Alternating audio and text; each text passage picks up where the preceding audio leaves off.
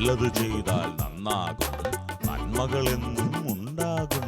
നല്ലത് ചെയ്താൽ നന്നാകും, നന്മകളെന്നും ഉണ്ടാകും.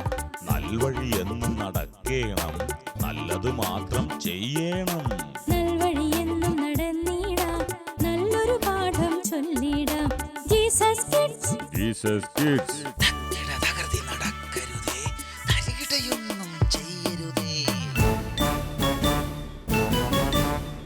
ഹൃദ്യമായ, നവ്യമായ, നിർമ്മലമായ ജീസസ് കിഡ്സിലേക്ക് സ്വാഗതം. അനുഭവങ്ങളുടെ ചലച്ചിത്രമായി ഇതാ നമ്മുടെ കൂട്ടുകാർ, കാട്ടിലെ കൂട്ടുകാർ.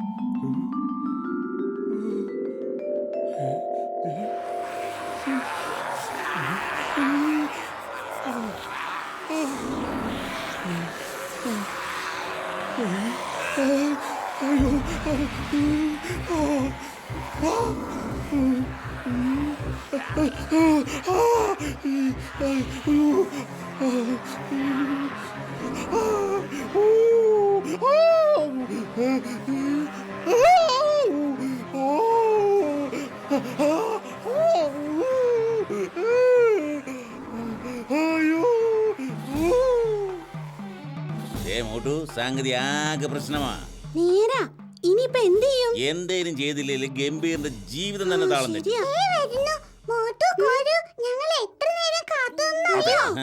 നിങ്ങൾ എവിടെയായിരുന്നു? ഇതെന്താ, ഇതെവിടുന്നാ ഈ വരുന്നത്? ഞങ്ങളെ ഗംഭീറിന്റെ വീട്ടിലേക്ക് പോകാൻ വേണ്ടി നിങ്ങളെ കാത്തു നിന്ന സമയത്തെ ഗംഭീറിന്റെ അമ്മയെ കണ്ടു. എന്നിട്ട് ഗംഭീറിന്റെ കാര്യം അല്പം കഷ്ടമാണെന്നേ.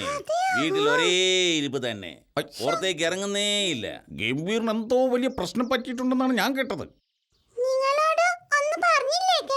ഒന്നും പറഞ്ഞില്ലെന്നേ. പക്ഷേ ഒരു കാര്യം പറയാം, ഇങ്ങനെ പോയാൽ സംഗതി ആകെ വഷളാവും. എന്തായാലും ഞങ്ങളും ഒന്ന് പോയി കാണട്ടെ. ശരി ശരി, വേഗം പോ.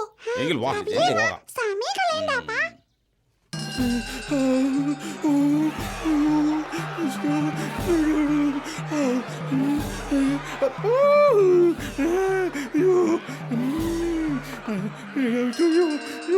എന്തൊരു ശബ്ദം! മോനെ, മോനെ, എന്താ? നീ ഇങ്ങനെ പേടിക്കാതെ, ഭക്ഷണം പോലും കഴിക്കാതെ ഇങ്ങനെ ഇരിക്കാൻ തുടങ്ങിയിട്ട് എത്ര ദിവസമായി? ദേ നോക്ക്, ഈ പഴമെങ്കിലും കഴിക്ക് മോനെ. എന്താ മോനെ നിനക്ക് പറ്റിയത്? നീ ആരാ ഈ നോക്കുന്നത്? എന്തിനാ പേടിക്കുന്നേ? എന്റെ ദൈവമേ, ഇവനിത് എന്താ പറ്റിയത്? ദൈവമേ, ഇത് ആരോട് പറയും? വാ മക്കളെ, ഇത് കണ്ടോ? അവന്റെ ഇരിപ്പ് കണ്ടോ?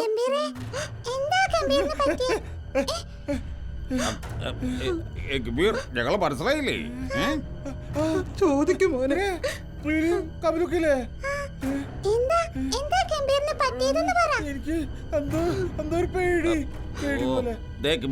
വീട്ടിൽ തന്നെ ഇരുന്നിട്ട് തോന്നുന്നതാ. അതെ മക്കളെ, നിങ്ങൾ ഗംഭീറിനെയും കൂട്ടി ക്ലബിലോ കളിസ്ഥലത്തോ ഒന്ന് പോയിരിക്കെ. അവൻ എന്തെങ്കിലും ഒരു മാറ്റം ഉണ്ടാവട്ടെ. ചെല്ലു മോനെ, മോന്റെ കൂട്ടുകാരല്ലേ വിളിക്കുന്നത്. ശുദ്ധവായൊക്കെ ശ്രദ്ധിച്ചു നടന്നാൽ എല്ലാം ശരിയാകും. എന്റെ ദൈവമേ, എന്റെ കുഞ്ഞിനെ കാക്കണേ.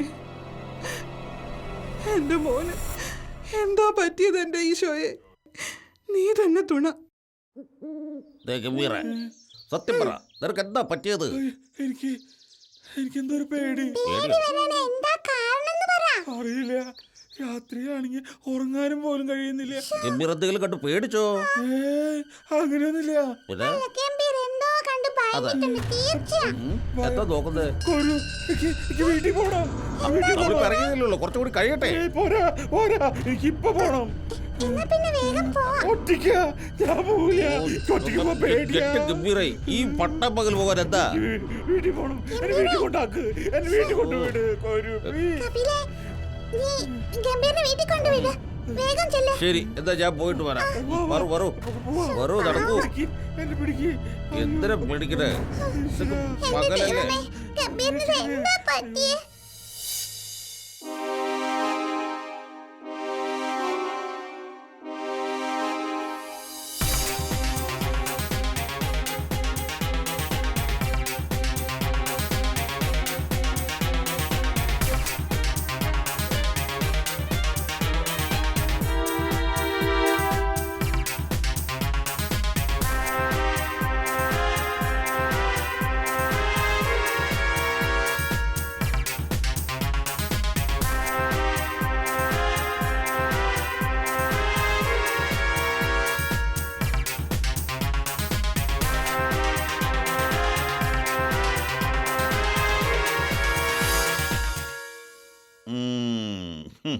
അപ്പൊ അങ്ങനെയൊക്കെയാണ് കാര്യങ്ങളുടെ കടുപ്പല്ലേ?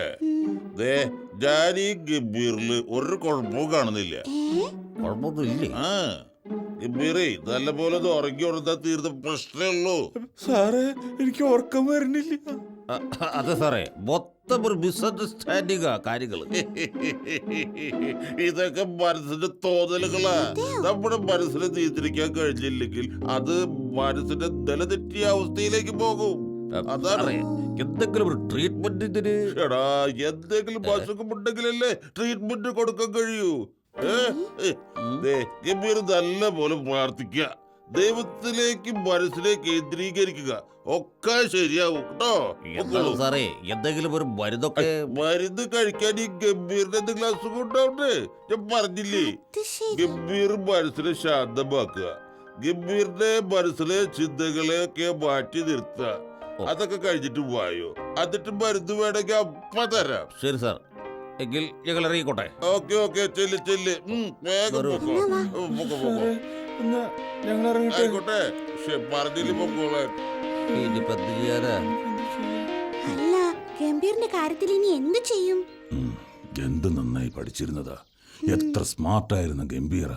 ആ ഗംഭീറിന്റെ ഇരിപ്പ് കാണുമ്പോ സഹിക്കുന്നില്ല. സാറേ, ഗംഭീറിനെ അലട്ടുന്ന എന്തോ ഒരു പ്രശ്നമുണ്ട് കേട്ടോ. ശരിയാ അത്. അതെ അതെ അതെ, എനിക്ക് ഒരു ഐഡിയ തോന്നുന്നുണ്ട്. എന്താ സാറേ?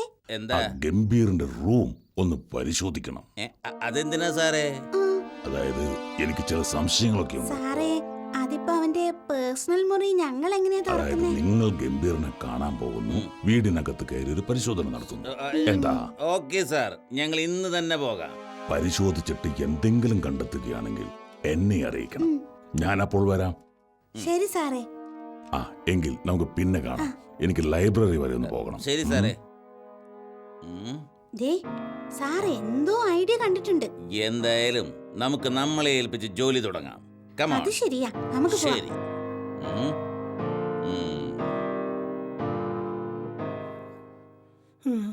ഈശ്വര, ഒറ്റയ്ക്കിരിക്കാൻ പേടിയാവുന്നുണ്ടല്ലോ. എന്തൊരു ശബ്ദം കേട്ടല്ലോ. അയ്യോ, അയ്യോ, ഈശ്വര, ഇനിയിപ്പോ ഞാൻ എവിടേക്ക് പോവാ? ഇല്ലല്ലേ, തോന്നിയതാവോ? ആവോ, പിന്നെ പിന്നെ പിന്നെ ശബ്ദം. അയ്യോ, അയ്യോ, നീ മെല്ലെ ചെല്ല്. വിളിച്ചേ. ഈശ്വര, നീ ഒന്ന് വിളിച്ചു നോക്ക്. ഒന്നുമില്ല, ഒന്നുമില്ല. ഗംഭീറിന്റെ അമ്മ എവിടെ പോയി? ആര്? അമ്മ അമ്മ. അമ്മ അവിടെ എവിടെയോ ഉണ്ട് ഗംഭീരെ നമുക്ക് റൂമിൽ പോയിരുന്നാലോ? ഇവിടെ ഭയങ്കര ചൂടല്ലേ? അത് ശരിയാ, വല്ലാത്ത ചൂടാ ഇവിടെ. അകത്തിരുന്ന ഫാൻ ഇട്ടാൽ കാറ്റ് കൊള്ളാം. റൂമിലേക്ക് ഞാനില്ല എനിക്ക് പറ്റില്ല റൂമിലിരിക്കാൻ. ഞാൻ അവിടെ ഒറ്റയ്ക്ക് പേടിയാ. റൂം ചെറുതാ. അത് ഞമ്മക്ക് പോയിട്ട് ക്യൂബിൽ കയറിയിരിക്കാം അല്ലേ? എന്ത് വായോ, നീ ഇവിടെ ഇരിക്കും. വാ വാ. വരൂ വരൂ. നടക്ക്. ഇവിടെ ഇരുന്നോ കേട്ടോ. ആ അവിടെ ഇരുന്നോ.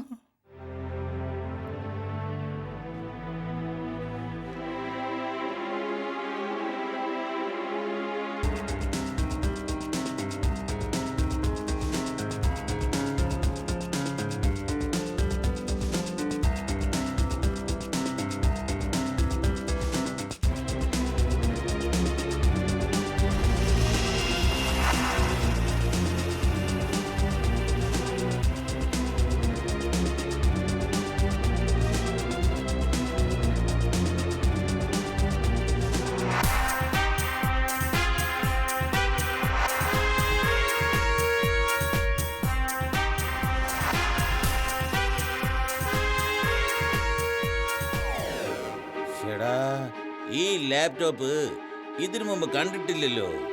ശരിയാണല്ലോ. ഈ ഗംഭീറിന് ഇത് എവിടുന്നാ കിട്ടിയതാവോ? അത് തന്നെയാ ഞാനും ആലോചിക്കുന്നത്. ആ എന്തായാലും ഇത് വമ്പൻ സാറിനെ ഉടനെ അറിയിക്കണം. അറിയിച്ചത് കൊണ്ടൊന്നും കാര്യമില്ലെന്നേ. ഏ? ഇത് എന്തായാലും വമ്പസാറിനെ കൊണ്ട് ഏൽപ്പിക്കണം, എന്നാലേ കാര്യം നടക്കൂ. ആ അതിന് ഗംഭീർ അവിടെ ഇരിക്കുന്നില്ലേ, പിന്നെ എങ്ങനെ കൊണ്ടുപോകും? അതിനൊക്കെ ഒരു വഴിയുണ്ട്. ഏ? അതായത് എന്താ എന്ത് വഴി? അതായത് മോട്ട് പുറത്തിറങ്ങിയതിന് ശേഷം അവന്റെ അടുത്ത് എന്തെങ്കിലുമൊക്കെ പറഞ്ഞു മറുതാനം പറഞ്ഞുകൊണ്ടിരിക്കണം. ഞാൻ പതുക്കെ ആ നാക്കിൽ പതുക്കെ പുറത്തേക്ക് പോകും. ആ നേരം കൊണ്ട് മോട്ട് പതുക്കെ പിന്നാലെ ഇറങ്ങി വരും. Okay okay okay.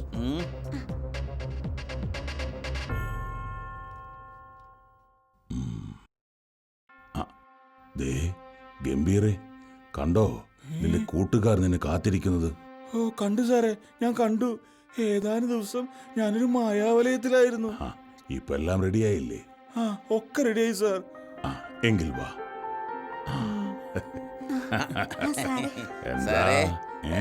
ഗംഭീറെ. ആ, ദാ മക്കളെ, നിങ്ങളുടെ കൂട്ടുകാരൻ പഴയതുപോലെ തന്നെ. നോർമലായോ? വിശ്വാസമായില്ലേ? ചെറിയൊരു ഡൗട്ട് ഉണ്ട് കേട്ടോ. കോരു, എനിക്കിപ്പോ ഒരു കുഴപ്പമില്ല. ഭാഗ്യം. സത്യത്തിൽ ഈ കഥയിലെ വില്ലൻ ആരാ?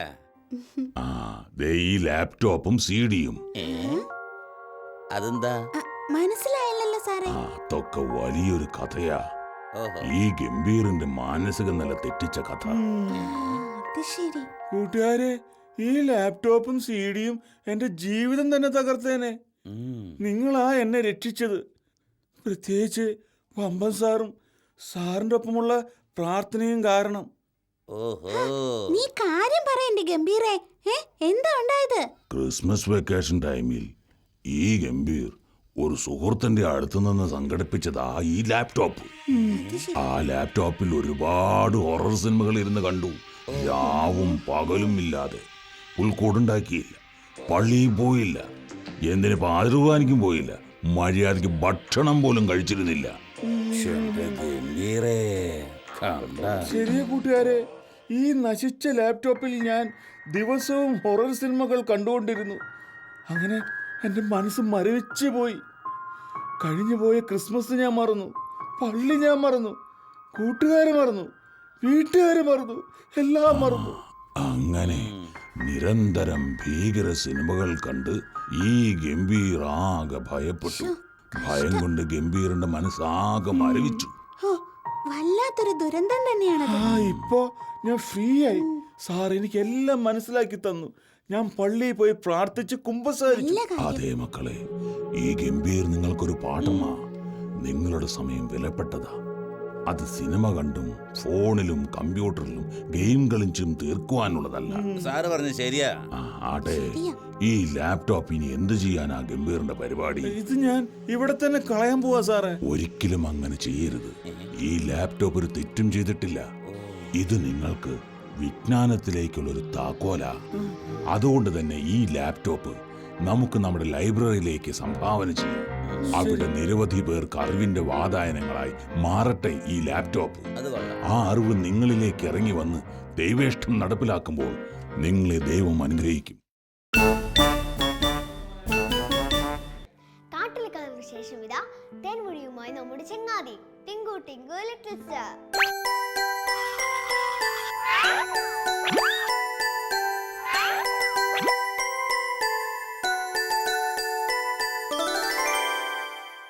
ഹായ് ടിങ്കു, ഹായ് കൂട്ടുകാരെ. Hi uncle. ഓ, ഇന്ന് ടിങ്കുനെ കണ്ട് വളരെ ബിസിയാന്ന് തോന്നുന്നല്ലോ. ഞാൻ ഇച്ചിരി ബിസിയാ. ഓ, ഇങ്ങനെ ദേഷ്യപ്പെടാതെ. എന്താ ഇത്രമാത്രം ബിസി? അങ്കിൾ, ആ, എനിക്ക് ഒരുപാട് ഹോംവർക്ക് ഉണ്ട്. ഹോംവർക്ക് ഉണ്ടല്ലേ? ഓ, ഒരുപാട് കാര്യങ്ങളൊക്കെ ചെയ്യാനുള്ളത് കൊണ്ടാണ് ടിങ്കു ഇത്രമാത്രം ബിസി ആയിട്ടുള്ളത്. നല്ല കാര്യമാണ് അന്നുള്ള പാഠങ്ങളൊക്കെ പഠിക്കുകയും ഹോംവർക്കൊക്കെ ചെയ്യുക എന്ന് പറയുന്നത്. അതല്ല അങ്കിൾ. പിന്നെ എന്താ? ഞാൻ വെറുതെ ചെയ്യുന്നതല്ല. പിന്നെ എന്നെ ടീച്ചർ വഴക്ക് പറയും. ഓ, ടീച്ചർ വഴക്ക് പറയുന്നതുകൊണ്ടാണോ? അപ്പോൾ ടീച്ചറിനെ പേടിച്ചാണോ ഇത്രയും കാര്യങ്ങൾ പെട്ടെന്ന് ചെയ്യുന്നത്? അതെ. അപ്പോൾ ശരിക്കും ടിങ്കു ചെയ്യുന്ന ആർക്ക് വേണ്ടിയാ? ടീച്ചർക്ക് വേണ്ടി. അപ്പോൾ ടിങ്കുവിന് വേണ്ടിയല്ലേ? അല്ല അല്ല. അങ്ങനൊരു കഥ പറയാം. അത് കേട്ട് കഴിയുമ്പം ടിങ്കുവിൻ്റെ മിസ്റ്റേക്ക് എന്താണെന്ന് മനസ്സിലാക്കാൻ പറ്റും. ഏതാ കഥ അങ്കിൾ?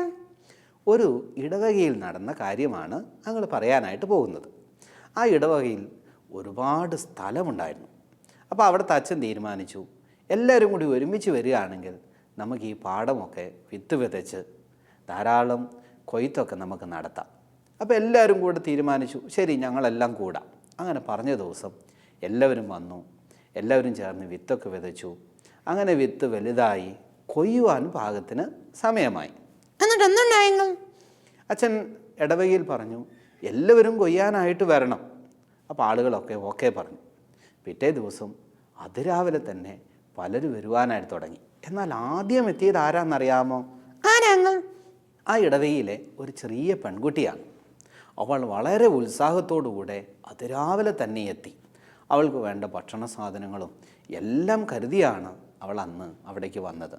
എന്നിട്ട് എന്തുണ്ടായെങ്കിൽ? എന്തുണ്ടായെന്നോ? മറ്റു പലരും പല സമയത്താണ് വന്നത്. വന്നു കഴിഞ്ഞാലും പലരും വർത്തമാനങ്ങളൊക്കെ പറഞ്ഞുകൊണ്ടിരുന്നു. ചിലരെല്ലാം തമാശകളൊക്കെ കേട്ടുകൊണ്ടിരുന്നു. ചിലർ അലക്ഷ്യമായിട്ട് വേണ്ടത്ര ഇമ്പോർട്ടൻ്റ് കൊടുക്കാതെ അത് ചെയ്തുകൊണ്ടിരുന്നു. പക്ഷേ അച്ഛൻ നോക്കുമ്പോൾ ഈ പെൺകുട്ടി വളരെ ആത്മാർത്ഥതയോടെ അതിരാവിലെ വന്ന് ഈ കൊയ്ത്തിൽ സഹായിച്ചു. അപ്പോൾ അച്ഛൻ എല്ലാവരോടും പറഞ്ഞു, നിങ്ങൾ കൊയ്യുന്നത് നിങ്ങൾ മാറ്റി വെക്കണം. എത്ര കൊയ്തുവെന്ന് എനിക്കറിയാനായിട്ട് താല്പര്യമുണ്ട്. അങ്ങനെ അവരവരുടേത് അവർ പതിയെ മാറ്റി മാറ്റി വെച്ചു. നിങ്ങൾക്കറിയാമോ ഏറ്റവും കൂടുതൽ ആരായിരിക്കും കൊയ്തിട്ടുണ്ടാകുക? ആ ചെറിയ പെൺകുട്ടിയായിരിക്കും. അതെ, ടിങ്കു പറഞ്ഞത് ശരിയാ. ആ ചെറിയ പെൺകുട്ടി അവൾ കൊയ്തത് ഏറ്റവും കൂടുതലുണ്ടായിരുന്നു. വൈകുന്നേരമായി, കൊയ്ത്തെല്ലാം കഴിഞ്ഞു. അച്ഛൻ എല്ലാവരോടും പറഞ്ഞു, ഇനി ഞാനൊരു കാര്യം പറയാം. എന്താ അച്ഛൻ പറഞ്ഞത്? അച്ഛൻ പറഞ്ഞത് എന്താണെന്നറിയാമോ? എന്താ? നിങ്ങൾ കൊയ്ത നെല്ലെല്ലാം നിങ്ങൾക്ക് കൊണ്ടുപോകാം. അയ്യോ, ഇത് കേട്ടപ്പം എല്ലാവർക്കും വളരെ സങ്കടമായി. എന്താ കാരണം? അത്ര കൊയ്തില്ലായിരുന്നു. എന്നാൽ ഏറ്റവും കൂടുതൽ കൊയ്തത് ആരാണ്? ചെറിയ അങ്ങോട്ട്. അവൾ കൊയ്തത് മൊത്തം അവൾക്ക് കൊണ്ടുപോകാനായിട്ട് സാധിച്ചു. ഈ കഥ ഓർപ്പിക്കുന്ന ഒരു കാര്യമുണ്ട്. നമ്മൾ ചെയ്യുന്നത് നമുക്ക് വേണ്ടിയാണെന്നുള്ള ചിന്തയും കൂടി ഉണ്ടെങ്കിൽ കൂടുതൽ നമുക്ക് ചെയ്യാനായിട്ട് സാധിക്കും. പലപ്പോഴും മറ്റുള്ളവരെ പ്രീതിപ്പെടുത്താൻ വേണ്ടി ചെയ്യുന്ന കാര്യങ്ങൾ അത് പലപ്പോഴും പരാജയമാണ് സംഭവിക്കുക. കർത്താവ് പറഞ്ഞു, നാം ഭൂമിയിൽ പറഞ്ഞിരിക്കുന്ന ഓരോ വാക്കുകളും ഓരോ പ്രവൃത്തികൾക്കും തക്ക പ്രതിഫലം കിട്ടും. നാം ചെയ്തത് നന്മയാണെങ്കിൽ അതിൻ്റെ പ്രതിഫലമാണ് നാം അനുഭവിക്കാനായിട്ട് പോകുന്നത്. പ്രിയ കൂട്ടുകാരെ, നിങ്ങളെവിടെയാണുള്ളത്? ആ ചെറിയ പെൺകുട്ടിയെ പോലെ ഉത്സാഹത്തോടുകൂടെ ദൈവത്തിന് വേണ്ടി ചില കാര്യങ്ങൾ ചെയ്യാൻ സാധിക്കുന്നുണ്ടോ? അങ്ങനെ എനിക്ക് എൻ്റെ തെറ്റ് മനസ്സിലായി. ഇനി എനിക്ക് വേണ്ടി ഞാൻ ചെയ്യും. തീർച്ചയായിട്ടും ടിങ്കു, നമ്മൾ നല്ല ഉത്സാഹത്തോടുകൂടെ നമ്മുടെ ജീവിത വിജയത്തിനും കൂടെ നാം പ്രവർത്തിക്കണം. അവിടെയാണ് ജീവിതത്തിൽ വിജയമുണ്ടാകുക. Okay uncle. Okay, bye. Bye. ഇനി പങ്കുവെപ്പിന്റെ സമയം. നിങ്ങൾക്കും പങ്കുവെക്കാം അനുഭവങ്ങളും കഥകളും. കത്തുകൾ അയക്കേണ്ട വിലാസം